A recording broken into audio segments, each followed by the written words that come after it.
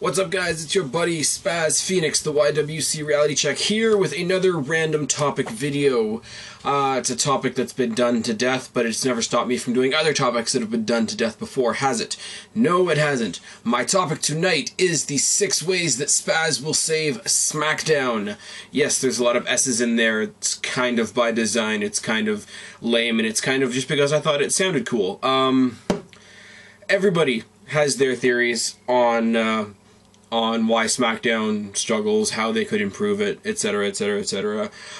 In WWE, you're never going to get away from the fact that Raw is the main show. It's been around, I think, at least twice as long. All the big names are there, etc., etc. But there are ways that SmackDown could at least try to compete. I mean, it's ridiculous these days with Raw being a super show, with both shows having the same GM now. This whole entire argument, this whole entire video that I'm doing right now is virtually a moot point, but I'm going to do it anyway because it's what I do. And when I get bored and have too much time on my hands, this is the kind of shit that I'm doing. I have this, I have another topical video, I have a thank you video coming for all you guys. I'm not going to celebrate my subscriber numbers by 100s. I'm gonna pick a totally random number. I'm gonna be like 75.3257 subscribers. Yeah, that's where I'm gonna thank you guys, because, you know, all the even hundreds always get videos, and the odd numbers in the middle need to get recognition too, and that's what I'm gonna do, because I don't do things on here the way a lot of other people do I? So yeah, there's that. Also, hopefully sometime in the next sort of month or so, there's going to be a return of a series that started a little while ago. There's going to be a return of a collaboration that I did with a certain somebody that's going to remain nameless for now. I look forward to that when it does happen. It's not if, it's when. Oh yes. But yes, the top 6 ways that Spaz is going to save SmackDown. Number one, make it a live show. Now, regardless of what day it's on, if you're going to keep it on Friday, have it be live on Friday. Filming it on Tuesdays, it has never been on Tuesdays. It has never ever, other than the odd, rare occasion where something special was going on, or it was the Super Smackdown, or they were trying to really drive home a random main event, random cage match, etc. It's never been live. Now, a lot of people have told me, and a lot of people I've had conversation with have told me before, that it costs them a lot more money to do two live programs in 1 week. But whatever money it is that you lose by doing 2 live shows a week, you will gain in viewers. You will gain in people that will be buying tickets to your show. You will be gaining in people that, you know, are going to come in and buy merch, etc., etc., etc. Now, do it live. Why do we not watch SmackDown? What's one of the major reasons we don't watch SmackDown? Because SmackDown is on Friday. If anybody has any access to a computer in their life, they already know what's happened on SmackDown by Wednesday. So, yeah, you want to watch a match that you heard was good or whatever, but you are not watching the whole show from the same perspective that you're watching Raw from. You tune into Raw, holy shit, what the fuck is going to happen on Raw tonight? I hate spoilers. You guys know, I live in Canada. I deal with spoilers every Monday because we here in Canada, for whatever reason, we watch TV. This is a little side note, but I'm going to ramble for a second. In Canada, we watch WWE programming on The Score. The Score is our sports network here in Canada. They got the brilliant idea a couple years ago that The Score was going to do its exclusive countdown to Raw, which is this little 15-minute bullshit where they basically cram all of last week's Raw into 15 minutes, which is fine, and I mean, if they wanted to do that, it would be great. But they start it at 9. Raw starts at 9, so they delay their programming by 15 minutes. So, all of you lovely people that I see on Twitter, Facebook, etc., etc., etc., because everything comes to this right here, whether I want it to or not, I get 15-minute spoilers. That's just me personally. The entire world has the access to the results of SmackDown 3 days before it happens. Nobody's gonna care. You can watch it and you can appreciate the show, you can appreciate the matches, etc.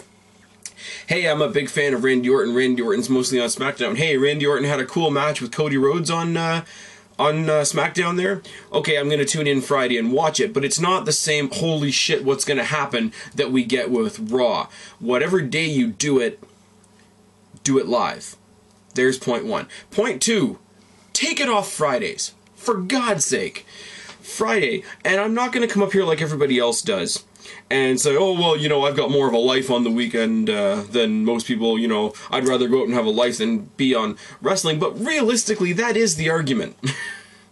That is the argument. Nobody that has any sort of plans on the weekend, whether they have weekend plans, whether they're, you know, working a night shift, whether Friday's their last day of the week and they're going out to get drinks with friends, etc., etc., nobody is going to ditch that. Nobody is going to work their life around, especially here in Canada, like I've said before, 8 to 10. Now, yes, I could watch SmackDown and then go hit the bar afterwards. I've done it. I can go, you know, watch SmackDown, go catch a movie with friends later on. I've done it, but it shouldn't have to be, like, how can I say this? How can I say this in a way that it makes sense? Friday is not a weekday, as once you get into the evening. Friday is a subsection of the weekend. The last evening of the week is Thursday night, which is why Thursday was such a great spot to have SmackDown. Friday, and I'll tell you this, because a lot of people, especially people, I don't know, over in the UK, other places that are, you know, asleep or whatever, when we're watching SmackDown, what do? They wait till the next day, they watch it on YouTube. Me, I live close to Toronto. I do a lot of socializing in Toronto, and I take the bus because I don't drive. I take the bus, I go do whatever I'm going to do, hang out with people, go see a movie, hit up clubs and whatever. What do? I hop on the bus, I watch it on YouTube, on the way home. Now, me watching it on YouTube, on the bus on the way home, isn't getting WWE any views. It's not doing the people that advertise for them any good, because the lovely people on YouTube eliminate the ads from the shows, which is fucking amazing if you're on the bus and not having to fast forward through commercials and whatever, but it's not doing anything for your product, because even the people that are going out of their way to watch it are not doing so in a way that WWE can measure or monetize or revel in any of the goodness that comes from the fans that have gone out of their way to see their product. Put it on any night. And I'm not saying, you know, there's a lot of other people on here that, you know, I've heard it a million times before. Spaz, why do you still watch TNA? Da-da-da-da-da. All these vindictive people that are saying, yeah, it should go back to Thursdays. Thursdays is where it came from. They can put TNA out of business and blah, blah, blah, blah. I'm not saying that at all. What I am saying, put it on Wednesday. There's never been a long-standing show on Wednesdays. Here's the thing. If you have a pay-per-view week, and a lot of people have said this as well, if you have a pay-per-view on Sunday, Raw on Monday, SmackDown on Tuesday, that's roughly 8 hours of wrestling in 3 days. That's a bit much, even for me, and I'm a pretty hardcore WWE fan, or, you know, wrestling fan in general, whatever. Give that 1 day of grace. You have wrestling on a Wednesday, which nobody's ever really done before, rather than, okay, well, we're just going back to the old, same old, it's on Thursday, da-da-da-da-da. People are going to watch SmackDown and tape Impact, or people are going to watch Impact and tape SmackDown, etc. It's not going to kill TNA. It's not. It's not going to... TNA is obviously not going to take any viewers away from WWE either. I'm not that naive, for sure. But this idea that either leave it where it is or put it where it was, you know... Raw is on Monday. It leaves you open to 6 other days in the week. There are lots of flexible options you could do with it. Those 2 points that I've made go together. Pick a night for it, make it live. They're 2 separate points. They definitely go hand in hand. Thirdly, how much SmackDown is actually on SmackDown? You know, when you watch it on YouTube, it ends up being about, you know, an hour and 40 minutes almost. And I would swear at least 15 to 20 minutes of that is either recaps of Raw or advertisements for, you know, whatever Raw is coming up or whatever event is coming up on Monday. There, you know, the draft happens on Raw. The Slammies happen on Raw. So Raw gets a lot of advertising on SmackDown. SmackDown is the show that needs advertising, and SmackDown is the show that needs to have more content put into it to make it worth watching. If you take the ads out, you take all the Raw recap and Raw rebound and Raw whatever else they want to put in that, you know, because we need to find a million other things that start with R because it's the Raw whatever. I've always found that annoying. Just gonna say that. But if we take all that bullshit out, you've got room to put in maybe another match. Another 2 matches if you really, you know, stretch and work out your time a little bit. Now, Unspeakable. Go to Raw. Take 5 minutes out of a Raw episode, because the Raw episodes, time-wise, always spill over anyway. Toss a SmackDown rebound on there. They used to do it. They don't do it as much anymore. Use the show that has some traction to put some legs under the show that doesn't have seemingly any traction anymore. Just saying. And to go along with that, there's also the aspect that SmackDown stars show up on Raw. That doesn't help SmackDown. SmackDown's only footing right now is that there are certain stars that are supposed to be exclusive to SmackDown. And if you're a fan of those guys, like a Sheamus, like a Daniel Bryan, like a Randy Orton, etc., like Christian, if it wasn't for the Raw Super Show, anybody that's a fan of those guys, like I am, would say, okay, I want to see those guys, I gotta tune into SmackDown. Right now, I can sit back and say, well, you know, if I catch SmackDown, I catch it. If I don't, the prominent guys will be on Raw anyway. So there's nothing exclusive about SmackDown anymore if they're all showing up on Raw. Next point. Even out the rosters. And yes, this would be hard to do, because all the big names are on Raw. The only... and people are going to get offended when I say this, I know it, the only big name on SmackDown is Randy Orton. And Randy Orton isn't being treated like a big name right now because he's in a mid-card feud. So there's really no outstanding long-term name with any longevity on SmackDown. On Raw, you have Jericho, you have Punk, you have Lesnar, you have Cena, you have Rock when he's there, you have Triple H when he's there. You know, when Vince McMahon comes back, you know, he usually makes his announcements on Raw. Edge just came and made his little cameo speech to Cena this past week. That shit doesn't happen on SmackDown, for real. Are you kidding me? The only time somebody's going to interact with a SmackDown superstar on a big level like that would be at a pay-per-view. It doesn't happen on SmackDown, and that needs to change. You need to start having some bigger things happening on SmackDown. With all due respect to the 2 guys that I'm about to mention, the biggest rivalry on SmackDown is Daniel Bryan versus Sheamus.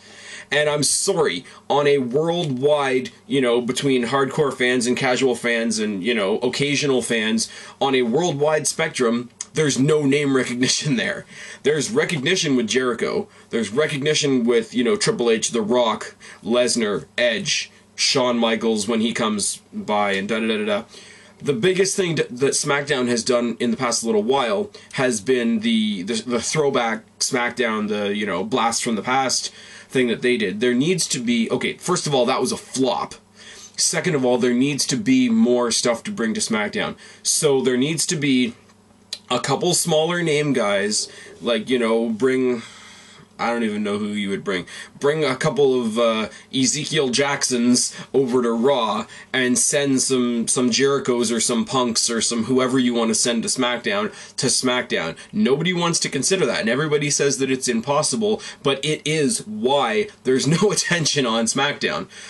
The next point I'm going to make, and this is a really good thing if you're a hardcore fan that follows both shows regardless, but it's not if you're a casual fan. And I'm going to explain this the best way I possibly can. Right now, everybody is dubbing SmackDown the Land of Opportunity. It's where Damian Sandow is debuting. It's where, I'm going to say his name wrong, Antonio Cesaro is debuting. It's where Ryback is tearing shit up and whatever. So SmackDown is the Land of Opportunity. It's where all the new guys come. It's where all the new faces are. you know, the new faces on Raw are guys that have come back. Like Lord Tensai has come back, and we know who he is. Brock Lesnar has come back, but we know who he is. All these new guys that are coming up from FCW or OVW or wherever else they come from, I'm really not familiar with the smaller places where they're coming from. I'm not going to lie, so I'm not going to pretend that I am. But it's seen as the land of opportunity. It's where all these little guys are getting their start. And I say little in the most respectful way possible. What happens with that is, especially with the casual and occasional wrestling fans, and sometimes even to me myself, you run into an attitude that says, okay, well, this is where all the newbies are. Well, good luck to them. If they ever get good enough to become Raw superstars, then maybe I'll take interest. You know, SmackDown, in a lot of sense, you know, some of the more negative people out there in the YWC have said SmackDown is the new NXT, and we all see how successful NXT is. I'm not saying that SmackDown being, you know, this developmental sort of space is a bad thing. What I'm saying is the perception of that is very, very off. It's like, okay, well, SmackDown's the minor league, Raw is the major league.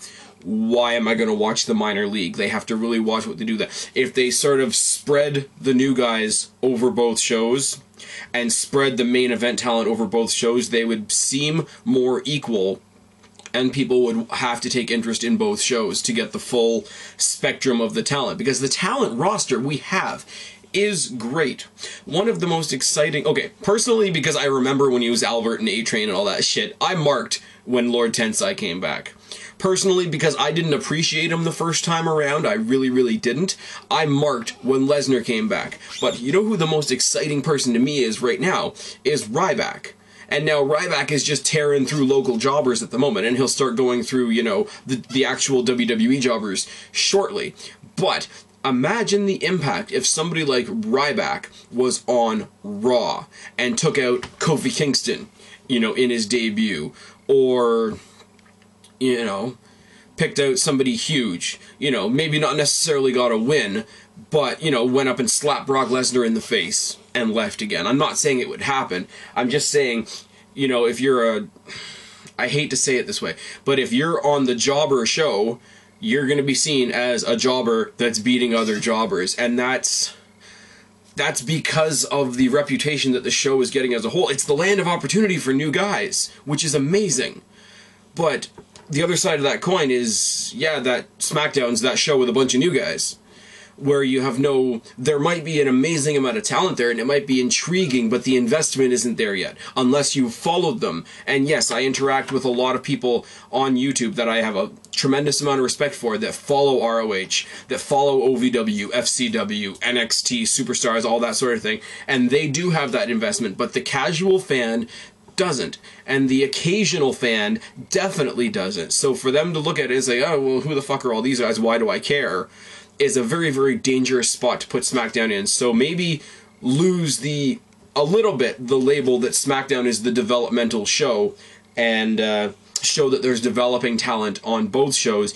You get a more widespread disbursement of the wrestling fans over both shows, rather than SmackDown being the jobber show and Raw being where the quote-unquote real stars are. Because that's a horrible, horrible moniker for those two shows to have.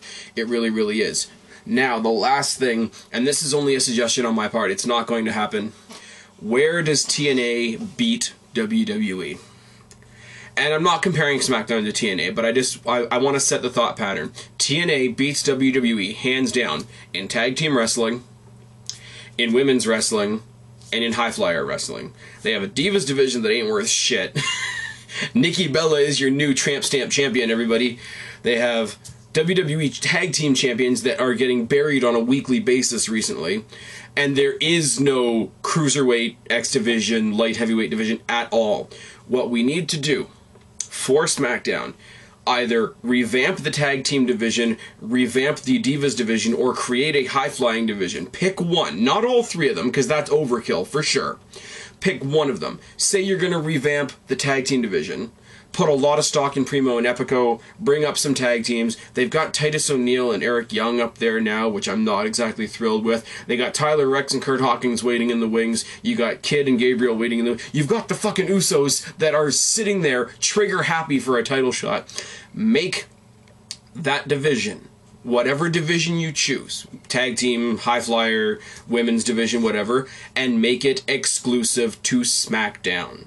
When they did the brand extension, they had, what was it?